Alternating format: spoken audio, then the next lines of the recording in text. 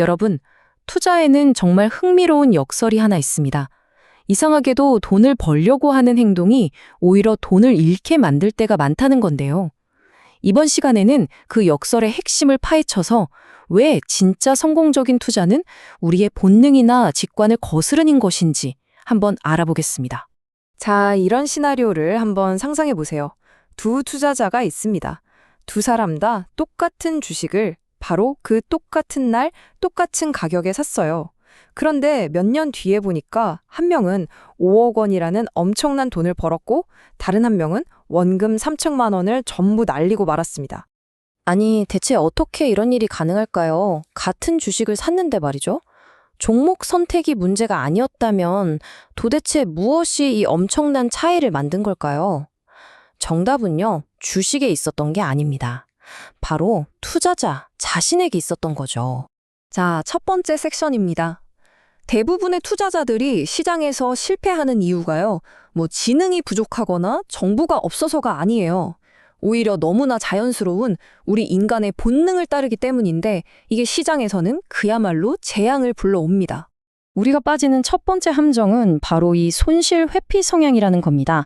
이게 뭐냐면 쉽게 말해서 손실을 볼 때 느끼는 고통이 이익을 볼 때 느끼는 기쁨보다 심리적으로 거의 2배는 더 아프게 다가온다는 거예요.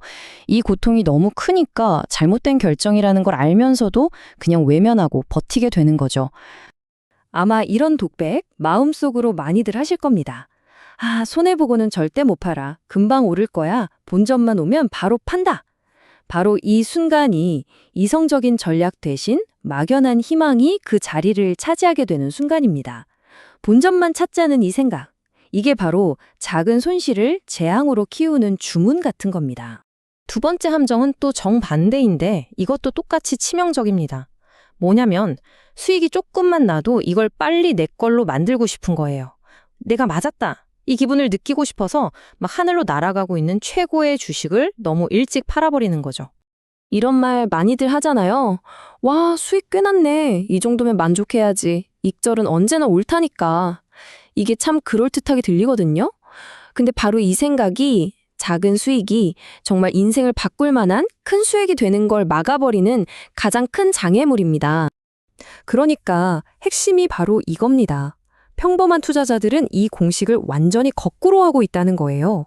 손실은 언젠가 오르겠지 하면서 계속 키우고 수익은 조금만 나도 불안해서 싹둑 잘라버리는 거죠.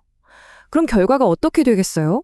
포트폴리오에는 큰 손실들만 남고 이익은 아주 작게 쥐꼬리만큼만 남게 되는 겁니다. 자, 그럼 어떻게 해야 할까요? 이제 두 번째 섹션으로 넘어가서 성공한 투자자들은 이런 인간의 본능적인 함정을 어떻게 이겨냈는지 그 직관에 반하는 원칙들을 한번 살펴보겠습니다. 여기가 정말 중요한 전환점이에요. 성공하는 투자자라고 해서 미래를 기가 막히게 예측하는 게 아니라는 겁니다. 그 사람들은 그냥 자기 자신을 우리보다 훨씬 더 잘 통제할 뿐이에요. 시장이 아니라 바로 나 자신을 통제하는 것. 여기서부터 모든 게 시작됩니다. 지금부터 프로 투자자들이 따르는 4가지 핵심 원칙을 하나씩 뜯어볼 텐데요. 잘 들어보시면 이 원칙들 전부가 우리 본능과는 정반대라는 걸 알게 되실 겁니다. 첫 번째 원칙은 바로 규율입니다. 전설적인 투자자 윌리엄 오닐의 철칙이죠. 주식을 샀는데 내 매수가보다 8%가 떨어졌다? 이건 고민할 필요도 없이 내 첫 판단이 틀렸다는 신호인 겁니다. 그래서 즉시 빠져나와야 해요. 왜냐? 작은 손실이 걷잡을 수 없는 재앙이 되는 걸 막기 위해서죠. 여기엔 예외가 없습니다. 근데 많은 분들이 이런 생각에 빠져요. 에이, 이름만 대면 다 아는 대기업인데 설마 망하겠어? 바로 이 생각 때문에 손절 원칙을 지키지 못하는 겁니다. 하지만 이걸 꼭 기억하셔야 해요. 손절은 실패가 아니에요. 다음 기회를 잡기 위해 내 소중한 자본을 지키는 일종의 보험료 같은 겁니다. 자, 그럼 이익은 어떻게 끝까지 가져가느냐? 최고점을 맞추려고 하면 절대 안 됩니다. 그건 신의 영역이죠. 대신에 그냥 상승하는 추세를 계속 따라가는 거예요. 그러다가 주가가 최고점에서 일정 비율, 예를 들어 한 10% 정도 떨어지면 그때 이익을 실현하는 겁니다. 이게 바로 추적 손절매라는 건데 이렇게 해야 내 수익을 안전하게 지키면서 극대화할 수 있습니다. 프로들의 세 번째 원칙은 이거예요. 확신하는 만큼만 베팅한다. 이 표를 한번 보세요. 스탠리 드러켄밀러 같은 대가들은요, 그냥 감으로 투자하는 게 아닙니다. 아이디어를 테스트해 볼 때는 자본의 1, 2% 정도만 아주 작게 넣어봐요.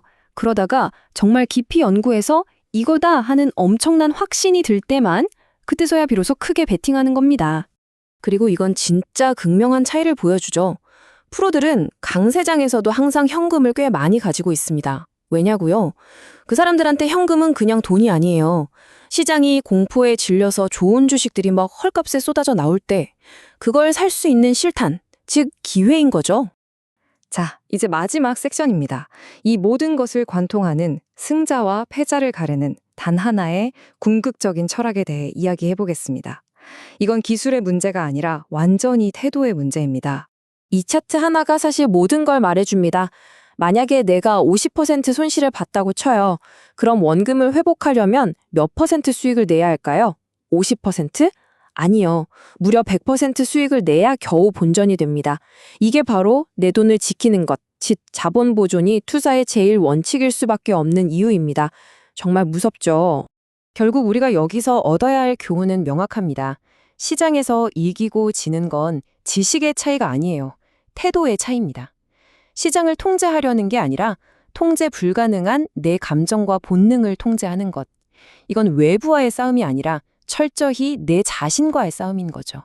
자, 마지막으로 스스로에게 이 질문을 한번 던져보셨으면 좋겠습니다. 나는 지금 내가 옳았다는 걸 증명하기 위해 내 자존심을 지키기 위해 투자하고 있는가? 아니면 정말로 돈을 벌기 위해 투자하고 있는가? 이 질문에 대한 답이 아마 여러분의 계좌를 바꿀 겁니다.